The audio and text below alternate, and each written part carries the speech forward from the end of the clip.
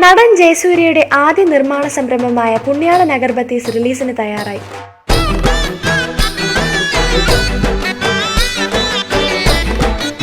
രഞ്ജിത് ശങ്കറിന്റെ സംവിധാനത്തിൽ പുറത്തിറങ്ങുന്ന 4ാം ചിത്രമായ പുണ്യാളൻ അഗർബത്തീസിന്റെ നിർമ്മാണത്തിൽ ജയസൂര്യയ്ക്ക് കൂട്ടായി സംവിധായകനുമുണ്ട്.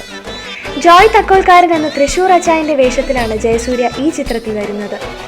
ഒരു അഗർബത്തീസ് കമ്പനി ഉടമയായ ജോയ് തന്റെ കമ്പനിയെ വളർത്താൻ നടത്തുന്ന കഥയാണ് നർമ്മത്തിന്റെ പശ്ചാത്തലത്തിൽ സംവിധായകൻ പറയുന്നത്. ഇവനാണ് നമ്മുടെ ഹീറോ.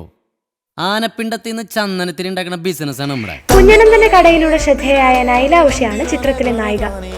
ഇവരെ കൂടാതെ ഇന്നസെന്റ്, അജു വർഗീസ്, രചന നാരായണൻകുട്ടി, മാള അരവിന്ദൻ, TG രവി എന്നിവരും ചിത്രത്തിലുണ്ട്. ലോകം മുഴുവൻ എനിക്കെതിരാ.